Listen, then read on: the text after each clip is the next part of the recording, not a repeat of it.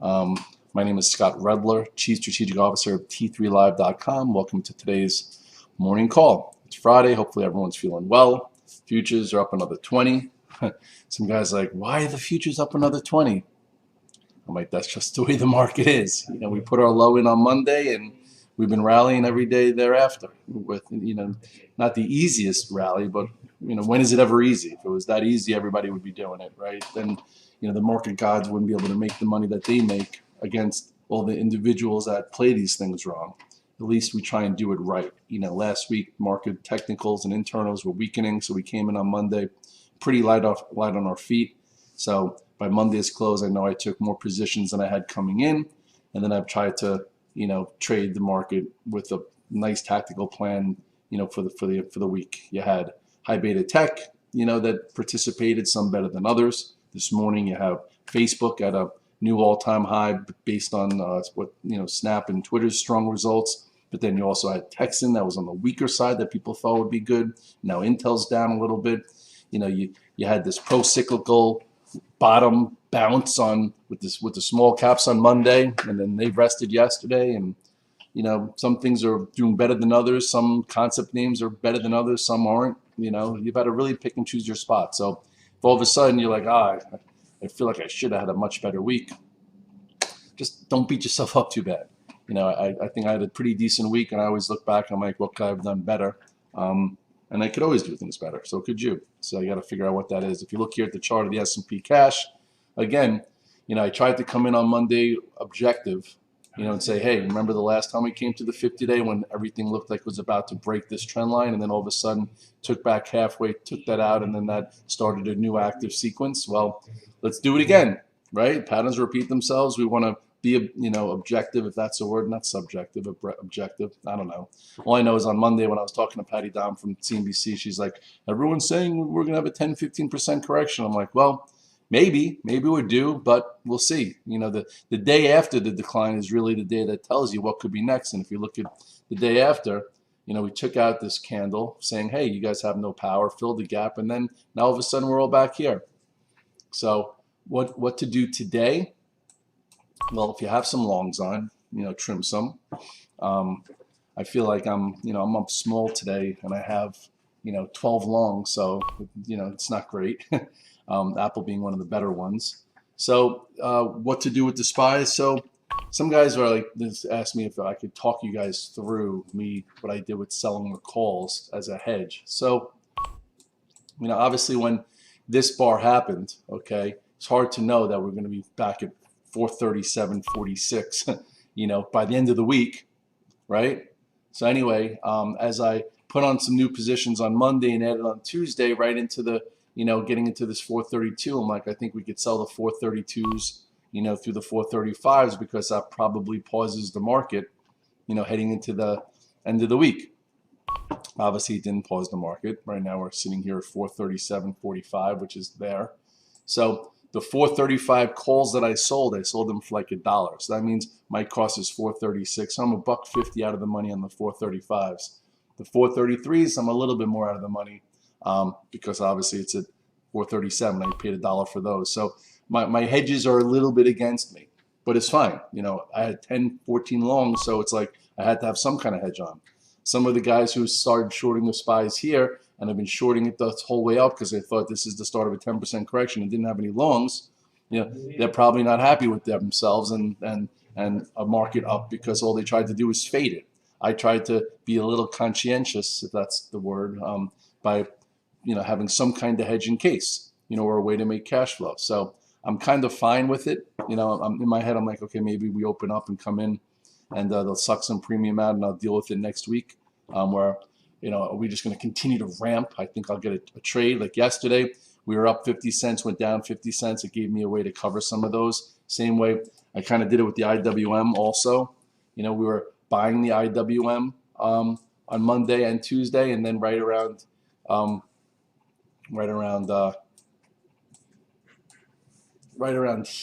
actually I waited to this day at least, right around 222. I'm like, you know what, instead of shorting the IWM, I feel like I could sell the 224s, and I sold the 224s for like $1.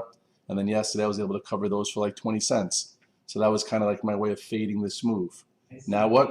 With the small caps, I think the small caps are digesting. It's more of a, it's a 220-ish. Could go inside for a little bit here, and then as long as it holds this 217 area, it might go again above 222 or more. So that stretched type of trade in my mind is done. So that's why I'm not going to be selling options again on the small caps. If anything, if you could hang in here, next time it tries to go above this 222, it could be a long. We'll see. You had a bottom in the cyclicals. All these look the same. What's it called? Earlier this week. NCLH, you had that excessive pessimism, so that created the low, and now as long as it holds in here, it looks like it's on its way to 28.50. If you want to play the cruise lines, the airlines also look very similar, right? Move off the low.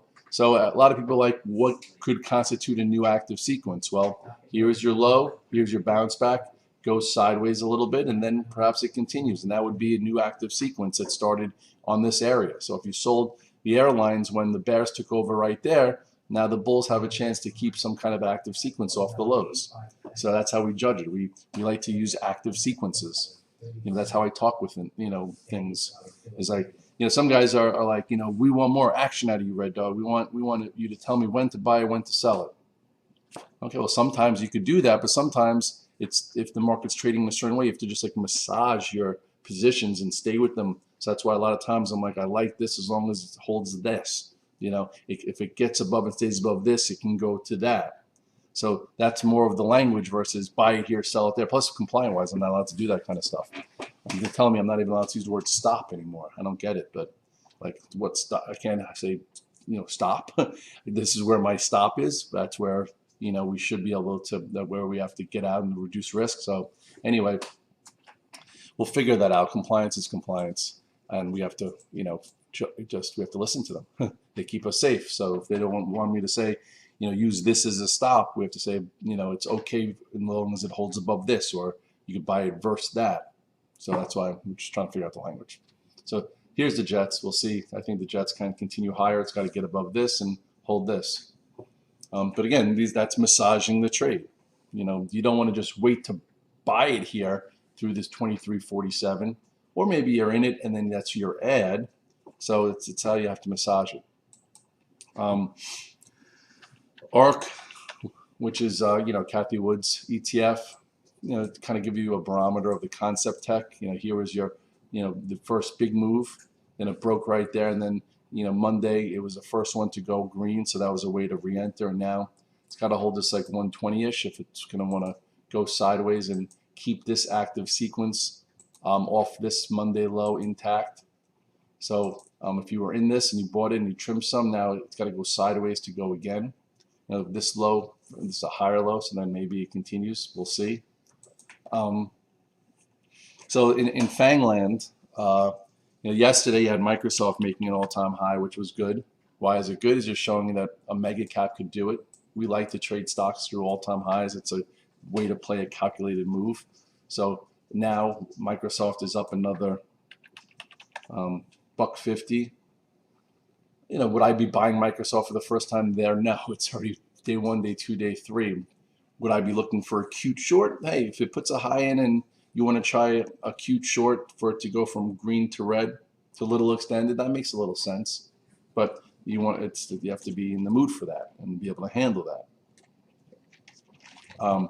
So Twitter is up, had a very solid report, nice chart. I didn't play Twitter this time. I kind of lost it in the shuffle. Unfortunately, it's at 72.90. So this 73 is a pretty big spot. If you can get above and stay above that, then in time it probably works back towards 80. If it opens up and they sell it, then chances are it's not going to be at 80 soon. So I would wait to see this candle develop and then figure out how to approach it thereafter. Sometimes you gap up, you put a pivot low and you come off that, and then you have a big gap to trade against. And if it holds that gap and digests, and then it can continue in the direction of that gap. But we'll see. It's got to prove it could hold that gap.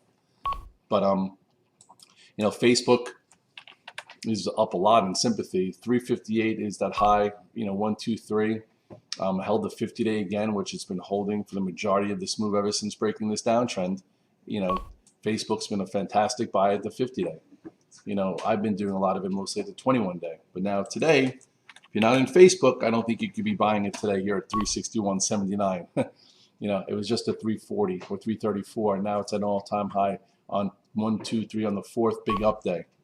But if you're gonna fade it, let it put its pivot, high and come off of it, and then short versus that, and then maybe you get a cute short. So that would be the setup there. I don't think you could buy Facebook today. You have to be careful. I guess we could have had some kind of option play on into earnings, into Twitter's earnings, knowing that it's going to be affected by it, but I didn't do it. Google, just like that, an all-time high, above 25.86. Again, if you didn't buy it in the hole the past 3 days of this week, you cannot be buying Google into this trend today. Might not be an easy short either. It's at 26.09, but you should be trimming some.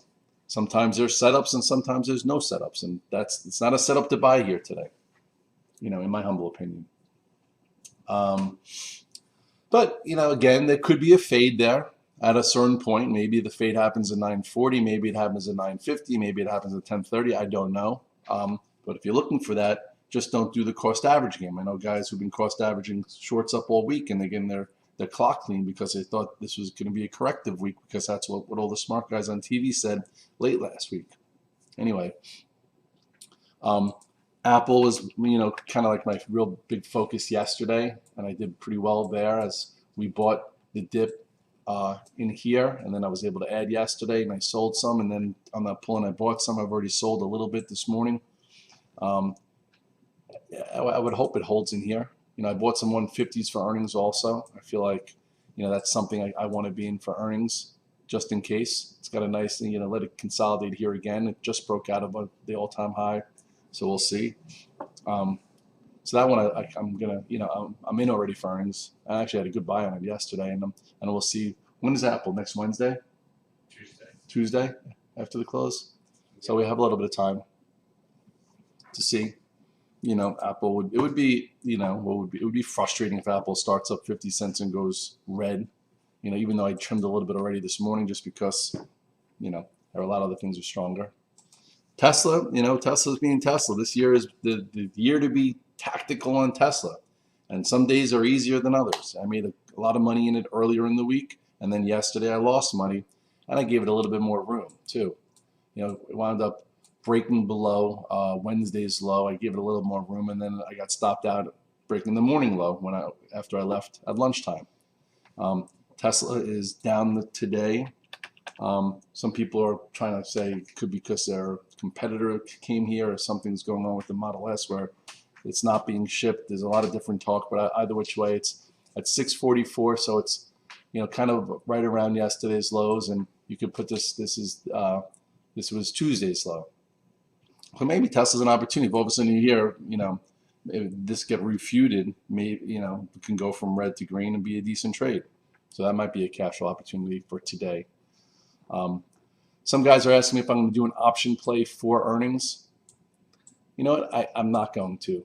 I don't have FOMO on missing a move in Tesla. I don't even really know what they could say that could be so bullish to get this thing up $40, $50, which is what you would need if you play options. You need a big move because the premiums are so high. If I were to play some options, I would say this is your resistance area, the 690 to 690 to 700.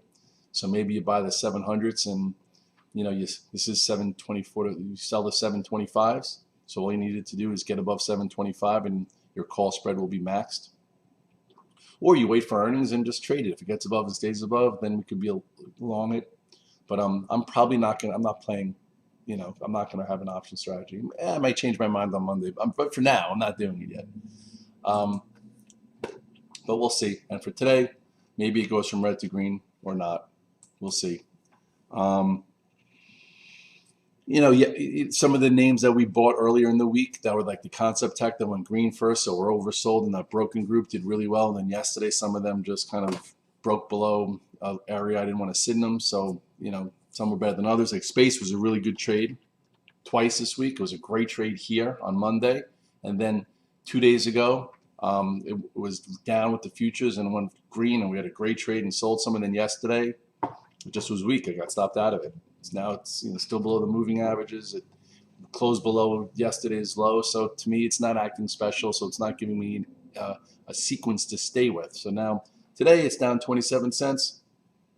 Will I buy it today? I don't know. Maybe, it's showing relative weakness. If it happens to give me a signal and tries to go green, maybe there's a trade there for cash flow to go from down 30 cents to up 40 cents, but we'll see. But overall, that got me out. If it would have held in here, maybe it could have got higher and I would have stuck with it.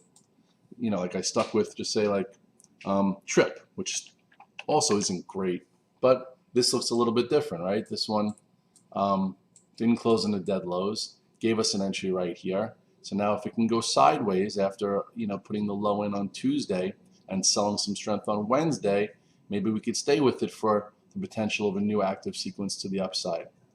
So broken names need to prove that they're making it easier to stay with for a new active sequence. Otherwise, it just trades. Same thing with like SoFi, or SoFi, whatever you guys want to call it. Here was your day one. A little loose and wide, but now I'll say, hey, I will give it to this area. Okay, this is 1570. We bought the options, made good money. Bought the stock, made good money yesterday. Added to it. So if it wants to continue higher, this thing was a lot higher, earlier in the year. Got to see that this stays above this and continues. So now, if you're going to be super active, I would say it breaks this 1570. You probably want to, you probably need to use it as a stop. But I'm going to probably give it to 1540. I'm going to give it a little bit more space just in case they want to go below the low and come back above it. I don't want to be so tight. So, and just considering we bought it really correctly and sold some, so now we'll see, does that start a new active sequence to be in? If all of a sudden it broke 1570 and, was coming back in, I'd say, you know what, it's not worth our time. It was just a day trade. Some guys are talking about triple D. I didn't go back to triple D because it came in way too much from that spot. See, yeah, like this. Like remember here, you look at triple D, the first active sequence in May, okay, had a big, huge move to wake it up, to get it out of this downtrend. And then in here started acting better. So that's when I got involved, like on this day. And then it made it very easy to hold all the way up above the 8 day. And then I think in here we sold it and then had another move. And then right here was done with it. And if you didn't get done with it here, you had to get done with it there. So there was a way to trade this week, okay? And if you look at it, just to show you how to maneuver, this was the first day, right? And then the second day they even gave you a viable pull-in, and then Wednesday you sold some strength. And then if I was in this, I would have got out of it yesterday. Why? It just broke below a prior low, and then that day said, hey, it could be done, or it's choppier. So hopefully on day 1, day 2, day 3, you got lighter, and then yesterday you got stopped out of the rest of it. But we'll, anyway. So now what? I don't know. It's not that interesting. Probably, is it up today a little bit with the futures? It's up 15 cents. So not really worth your time. What else? PayPal. Actually, that's working out well this week. It's got a nice cup and handle type pattern where if the market wants leaders, this should be on its way to all-time highs. I did buy it 2 days ago somewhere below 300, and now it's like 304.50. Not explosive, but doing okay. I don't know. I bought Woozy again, but that also was just like a cash flow trade. So this one looks like kind of like triple D, where I probably, if I had a lot of size, I probably would have got out of it yesterday. But anyway, I didn't, so we'll see. This too had a 3-day little bounce, broken bounce, and then got below this, so it should have got me out. I didn't use it as a stop yesterday, so now I'm going to give it a little bit more room, but we'll see. Somebody asked me to do HD. Yeah, it's hanging in there. You would think with all the little child money going on, this and that, it's acting pretty well. Costco, some guys liked it. Look at that trend. Wow. Whoa, look at that above the 8 day. After clearing this spot, nice breakout. I tried playing Walmart a week or so ago. It got really choppy. What do I think of Walmart now? It's hanging around. It's just very sloppy. Very sloppy. So we'll see what happens here anyway. As far as Amazon, it's up 13. Hopefully you guys made some really good money with it this week. It felt hard at times, but how hard was it? In actuality, it really did just come in and retest. Remember 34.70 to 35.50, went to 34.99. It just, the way it happened, it wasn't really fast and snappy. Yesterday was like the quickest move it's had, of the week. And now it's right at 36.51. 36.60 is your next resistance. 36.40 was, I guess, yesterday's high. Yesterday was a little bit of a trigger above 35.92. So today I would be trimming some. I actually, shares wise, I think I bought it in this 35.26 spot was like my average, and then I sold the rest of it at 35.85. So about 60 points. That was good. Plus, with my macro spread into the weakness, I bought some of the calls that I was short, and then into yesterday's strength, I evened out my call spread. So I have about a third left on for earnings. And I think, the cost is like, 60 now, so 6, 12. So I'm risking 18 grand, as of now. I don't know what exactly I'm going to do next week for the earnings. It's going to need a split. It's going to need a big time split for this thing to take out 37.75 and go. Otherwise, I think it's going to be tough. And they might do it. We'll see. But how much do I want to risk? Because if all of a sudden they don't do it and it comes in, 18. I've already booked probably like 30,000 in profits from when we put it on, or more, because I had 10, but I also sold half when it was worth 70. So yeah, so right now I'm kind of playing with the house's money, but again, once it's in your bank, you're always like, kind of would suck if it's a zero after next week. So we're gonna figure it out. As of right now, I'm in it for the play, and then hopefully it's tradable after earnings, and we'll see how it boils down into next week. I think it's Thursday next week, Amazon? Yes. Yes, so it's Thursday. But we'll see. Today's not your day to buy it.